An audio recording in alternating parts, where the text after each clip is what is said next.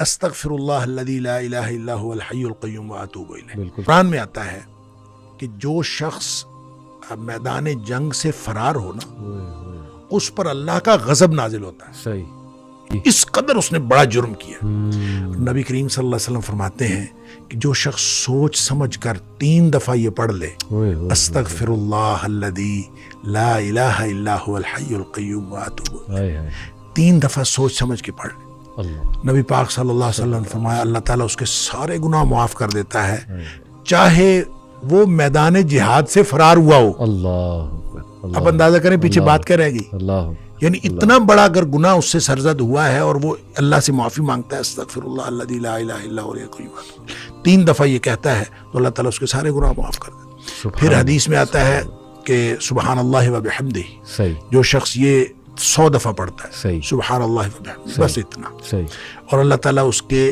گناہ معاف کر دیتا ہے چاہے سمندر کی جھاگ کے برابر ہو، یعنی جتنے بھی گناہ ہیں اللہ تعالیٰ معاف کر دیتا ہے۔ تو یہ اسی طرح جو اللہم اجرنی من النار ہے، یہ 7 دفعہ اگر کوئی شخص صبح کے وقت پڑھ لے، 7 دفعہ شام کے وقت پڑھ لے، اگر اس دن میں اور اس رات میں اس کی موت آ جائے تو اللہ تعالیٰ جنت عطا فرما دے گا۔ پھر سید الاستغفار ہے، یہ تو میں سمجھتا ہوں شارٹ کٹس ہیں، تو سید الاستغفار 1 دفعہ پڑھ لے، اللہم انت ربی اللہم انت ربی لا الہ الا انت خلقتنی وانا عبدک وانا، تو یہ 7 دفعہ، یہ 1 دفعہ پڑھ لے، دن کے کسی ایک حصے میں پڑھ لے، اس دن فوت ہو گیا تو انشاءاللہ جنت میں چلا جائے گا، رات کے کسی ایک حصے میں 1 دفعہ پڑھ لے تو اس رات فوت ہو گیا تو جنت میں چلا جائے گا۔ تو گویا صبح و شام کے یہ اذکار میں یہ تو شارٹ کٹس ہیں کہ اگر انسان یہ پڑھ لے تو انشاءاللہ وہ جنت میں جائے گا۔ باقی جو انسان کو یہ خیالات آتے ہیں نا، سائیکولوجیکلی انسان کو ریگریٹ ختم نہیں ہوتا یا گلٹ ختم نہیں ہوتا، یا آپ کہہ لیجئے کہ اس کے وسوسے ختم نہیں ہوتے، تو اس کے لیے ایک علاج نبی کریم صلی اللہ علیہ وسلم نے بتایا، وہ ہے لا حول ولا قوت الا باللہ، بس اتنا۔ صحیح، اور اس کو اگر 100 دفعہ کوئی شخص پڑھ لے، لا حول ولا قوت الا باللہ، صحیح صحیح، لیکن پڑھنا کیسے ہے؟ پڑھنا اس طرح نہیں ہے کہ آپ بس پڑھتے جائیں، یہ ہے کیا لا حول ولا قوت الا باللہ، اصل میں کیا ہے؟ حول کا معنی بھی قوت ہے اور قوت کا معنی بھی قوت ہے، لا حول ولا قوت، یوں کہہ لیجئے نہ کوئی اجتماعی طاقت نہ کوئی انفرادی طاقت الا باللہ، سوائے اللہ کے، یا نہ گناہ چھوڑنے کی طاقت نہ نیکی کرنے کی طاقت الا باللہ، یعنی یا تو ایک کو پازیٹیو بنا لے، ایک کو نیگیٹو بنا لے، یا ایک کو اجتماعی ایک کو انفرادی۔ اب اللہ کے سامنے اس کو اپنا مسئلہ سمجھ کے نا، اپنا جو بھی مسئلہ ہے وہ سوچے اور سوچ کے اپنے اللہ کے سپرد کر دے، یا اللہ میری تو کوئی طاقت نہیں، نہ انفرادی نہ اجتماعی، الا باللہ، ہاں تو عطا فرمائے طاقت تو ہو سکتی ہے۔ یوں میں اس کو کہتا ہوں یہ بے بسی کا کلمہ ہے، بے بس آدمی اپنے اللہ کے سامنے بے بسی کا اظہار کرے اس کلمے کے ذریعے۔ صحیح صحیح، تو پھر یہ نبی پاک صلی اللہ علیہ وسلم نے فرمایا، جس شخص نے کہا تھا نا مجھے وسوسے آتے ہیں، آپ نے فرمایا لا حول ولا قوت الا باللہ پڑھا کر، تیرے وسوسے بھی ختم ہو جائیں گے اور اس کے علاوہ اللہ تعالیٰ تیرے 100 مسئلے حل کر دے گا۔ واہ واہ، آپ اندازہ کریں ایک شخص کے 100 مسئلے ہوتے نہیں ہیں، 2 نہیں تو 4 نہیں تو 6 نہیں تو 8، اس سے زیادہ مسئلے تو کسی کے ہوتے ہی نہیں۔ تو لا حول ولا قوت الا باللہ پڑھنے سے وسوسے بھی دور ہو جاتے ہیں، اور اس کے علاوہ، اور وسوسے جب حدیث میں اس کا لفظ وسوسے آتا ہے تو میں اس کا سمجھتا ہوں کہ اس سے مراد سائیکولوجیکل پرابلمز ہیں، تو جتنے سائیکولوجیکل پرابلمز ہیں وہ اس سے حل ہو جاتے ہیں۔ اللہ کا ذکر ہر اعتبار سے بہترین ہے، لیکن بعض تو بالکل ایسے ہیں جیسے وہ تیر بہدف ہیں۔ کیا بات، تو یہ شیخ اس کو جنت کے خزانوں میں سے بھی بالکل، اس کو لا حول ولا قوت الا باللہ، اس کو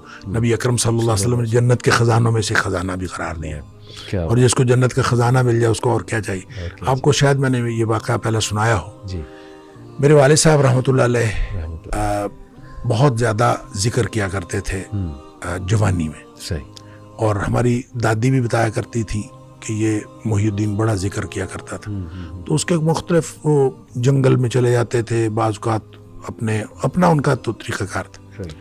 والد صاحب نے خود مجھے یہ واقعہ بتایا، وہ کہتے ہیں کہ مجھے ایک دفعہ یہ حدیث نظر سے گزری کہ جنت کے خزانوں میں سے خزانہ ہے لا حول ولا قوت الا باللہ، تو کہتے ہیں میں نے اس کے بعد باقی سارا ذکر جو ہے کم کر دیا۔ اچھا، تو سب سے زیادہ اسی کو پڑھا لا حول ولا قوت الا کیا بات کہتے میں نے یہ سوچا کہ جس کو جنت کا خزانہ مل جائے اس کو اور کیا چاہیے.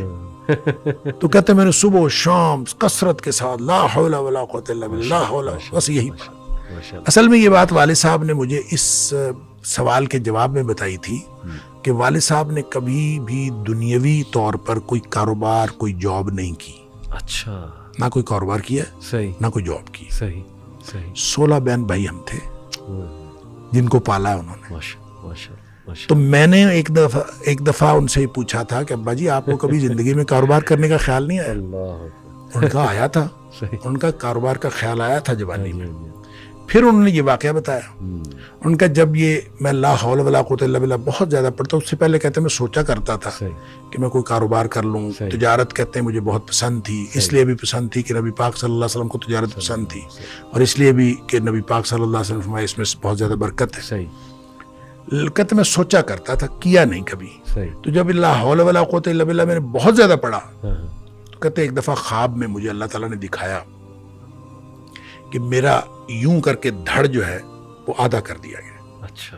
آدھا کر کے مجھ سے الگ کر دیا گیا. اچھا. اور میرا آدھا دھڑ الگ ہو گیا لیکن میں باقی کا پھر بھی مکمل ہوں. یعنی وہ آدھا دھڑ الگ کر دیا گیا ہے اور میں پھر بھی مکمل ہوں. اور مجھے خواب میں ہی بتایا گیا، یہ سمجھایا گیا کہ تیری دنیا ہم نے تجھ سے الگ کر دی ہے. جنت مانگتے تھے نا، تو ہم نے تجھ سے تمہاری دنیا الگ کر دی ہے. تو والد صاحب یہ فرمایا کرتے تھے کہ اس کے بعد مجھے زندگی میں کاروبار کرنے کا خیال بھی نہیں آیا. اس سے پہلے خیال آتا تھا، کیا تو پہلے بھی نہیں تھا. اس سے پہلے خیال آتا تھا، اس کے بعد کبھی کاروبار کرنے کا خیال بھی نہیں آیا.